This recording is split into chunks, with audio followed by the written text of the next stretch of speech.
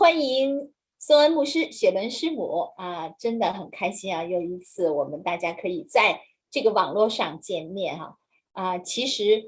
我觉得作为我们女性的朋友，很多人都有一些在心灵当中的这种征战。这种征战是什么呢？一些人呢，他选择就是说，丈夫在外工作，就是男主外，女主内这样的一种形式来生活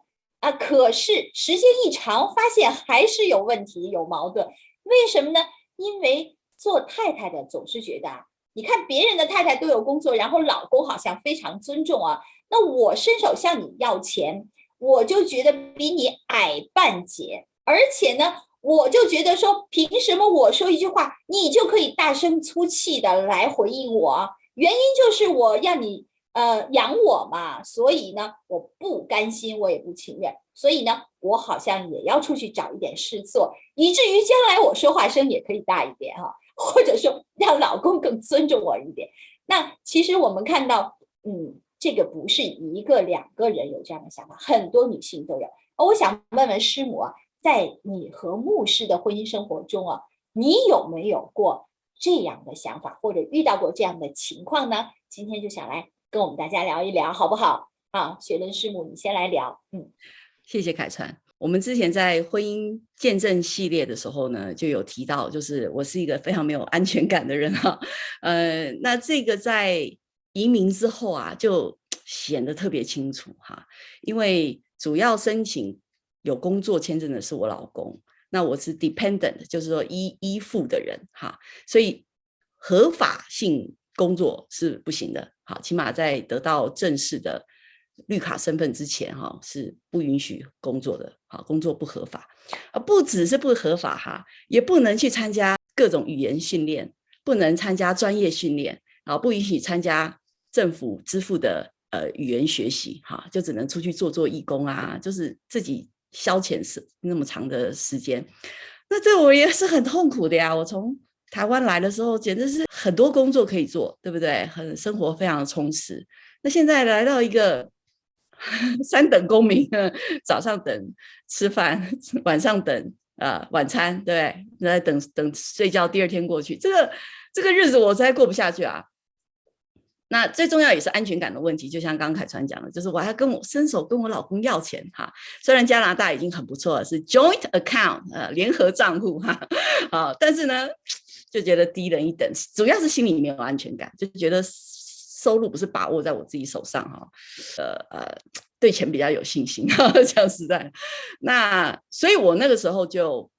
我就一心一意的想要申请工作签证，想要出去找工作，然后就开始祷告，求主是我一个工作，主我要工作，主让我出去工作吧照三餐的在神的耳朵旁边叨念我先生也知道这个情况，可是他也是希望我能够合法的嘛，那他也尽量支持我去申请嘛直到有一天我想大概经过半年神才回答我那他首先是透过一个姐妹来回答我，就是有一个住在 Winnipeg 因为是 Winnipeg 是我们的母会，然后把我们差遣来 Brandon 这个小城市来植堂。Winnipeg 一个台湾的姐妹呢，有一次她告诉我，她打电话告诉我的，她说她正在为她的婚姻祷告，因为她嫁了一个加拿大白人文化差异很大，所以她很痛苦，她就常常在神面前祷告祈求，为她的婚姻哭求神。她祷告到后面呢，神就给她一句她就吓了一跳，给她哪一句呢？她就说不要再 complain 你的老公了，不要再 complain 你的婚姻了，赶快为 Sharon 跟 Daniel 他们来祷告。然后他就吓一跳，就说怎么会这样呢，对不对？然后他就觉得哎呀好奇怪然后他就打电话给他们教会的师母，然后告诉他们这件事。然后他就问师母说我应不应该跟他们说这个事然后师母就鼓励他说你去跟他们讲就要了我的电话，然后那个姐妹就打来给我，就讲了发生的事情，然后就说神有一句话要我告诉你，他说你的工作神早已预备，神已经预备，你不用担心。好，那是神第一次透过那个姐妹，我心里就好谢谢。那是什么工作我也不知道，我就是很妙，就觉得就是我们在外面，就是他就是与其你为你自己的困难痛苦的祷告，为什么不在前线的这个传道人祷告呢？我觉得这个鼓励很大哈，就是在那个时候。然后第二次神回应我关于我哀求着要找工作这个事情，是在我大概反复祈求大概半年后哈，那时候神就问我一句话说：“你想要找工作吗？”我说：“是，我已经求很久了，对不对？”他就说：“你想要工作是为了赚到钱，还是想要透过工作来发挥你的价值呢？”那我就在想了，对不对？当然是为了，当然我不能跟沈老师承认说我就是为了钱嘛，我没有安全感，对不对？我就算是我也不会承认，对不对？我就说，其实神比我更知道我没有真的缺钱，因为账单是我老公负责，是他负责养我的嘛，对不对？养的又白白又胖胖的，对不对？我老公有在负这个家庭收入的责任哈。其实我不真的需要为了钱工作，好，我也不肯跟上帝承认说我其实没有安全感哈。那我就回答神说，那我当然是为了要发挥我自己的价值咯，对不对？好，我自己认为这个答案很聪明啊。没有想到呢，神在我心里面又问了第二个问题，他说：“你觉得成为需要的人随时的帮助，成为离家千里的青年学子在异乡的支持和安慰，还有成为你丈夫得力的助手，这些算不算有价值呢？”我听了那我就傻住了，我就觉得算吧。我那时候真的觉得，哎呀，道高一尺，神高一丈啊，马上就把我堵得没有话回，你知道吗？那我就觉得这几句对话虽然很简单，可是对当时的我而言很有震撼力哈。这对话里面的讯息，其实他问的真正的问题就是说，我觉得神在问我我现在在做的这些工作，即使没有报酬，即使没有薪水，即使没有掌声，也没有肯定，但是在神面前是很有价值的，你还愿意做吗？好，我觉得那时候神就问我这个问题，我就是在我心里造成了很长期的影响。好，那在那次以后呢，我就不敢再跟上帝抱怨我没有工作这件事了。只是很奇妙，就不久之后，就上帝开了一个奇妙的门让我开始在移民局，不管是教英文或者是去开始翻译去给新移民做翻译或者是在学校里面做助教，就是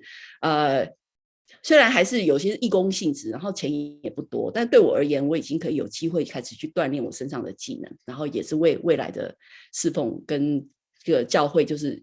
照顾新移民这些做就是很有帮助，也是很有连结。好，所以这个就是上帝管教我，就是我不安分的心，整天想要往外走想要抓取安全感的那个过程里面，神对我的管教。那我也想问问宋恩牧师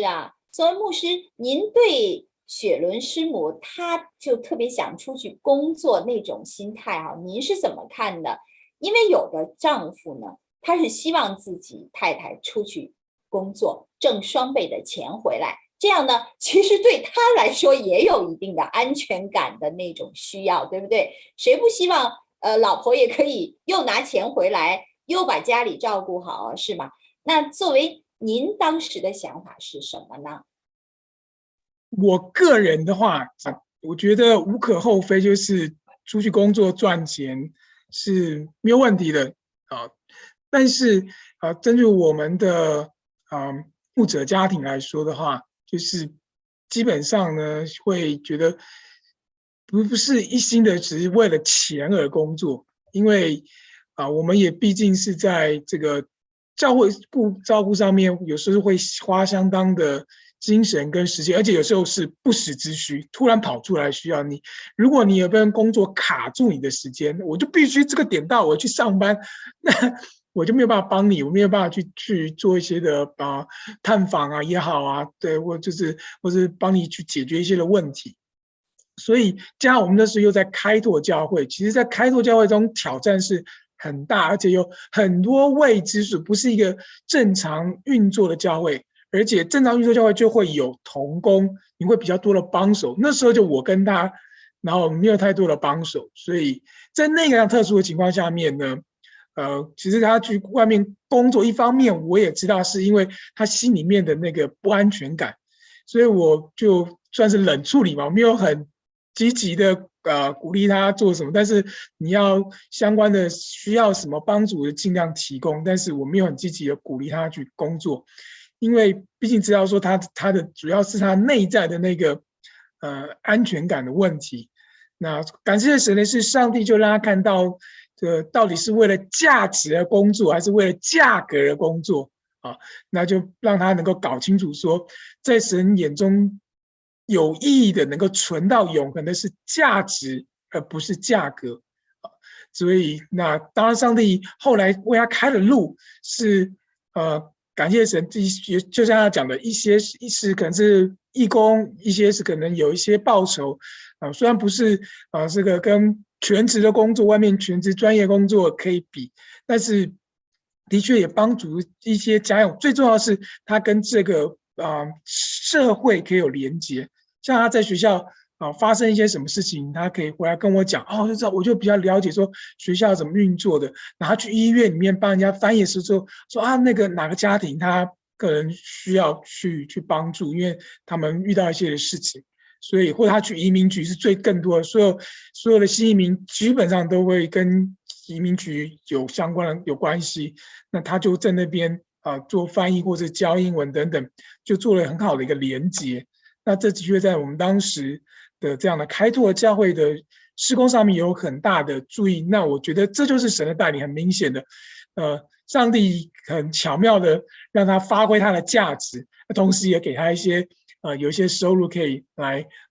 帮助我们的家友。因为的确我们在开拓初期，我们的讲白一点，我们去查过，我们是大概家庭收入是在比那个贫穷线高出一点点而已，就是全城市5%多一点点。所以的确他也帮补了，这样也可以帮补一些部分。那我觉得这是神的恩典。职堂结束后，我们到一个比较有教会比较制度有规模的，那基本上那时候我的教会给我的薪资就足够我们2个人的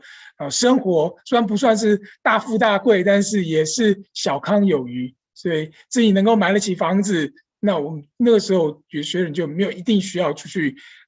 去说挣钱帮助家里面，那时候就没有这个需要。对啊，那后面上帝怎么在带领他呢？后面他会再讲更多。但是纯粹就我当时的情况下面的来讲的话，我觉得真的是感谢神给他的带领，然后让他能够看清楚，并且后面的每一步，我觉得都有神奇妙安排，比我们自己那种挤破头、想破脑袋去找，我觉得是更好的。我觉得神的带领很奇妙哈，因为我们怎么样子去侍奉，然后有时候我们有以前的训练，好，我们以前的专业，我们以前的习惯，我们以前想象中要如何过生活哈，我们原来的这个模式，有时候我在想，为什么亚伯拉罕要被神带领出乌尔，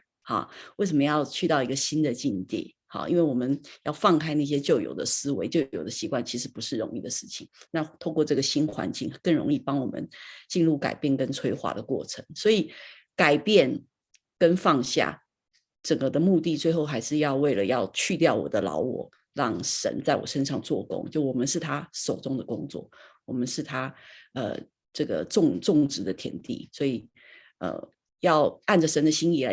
来渐渐被打造哈，我们真的是要愿意把这个旧皮带放下来。那只有神有这个能力做到。那我们要意识到说，这个是一个旅程，也是一个必经之路。好，那我觉得感谢神给我的带领吧。对，因为我们如果没有在心思意念上来转变的话，我觉得跟随神是很不容易。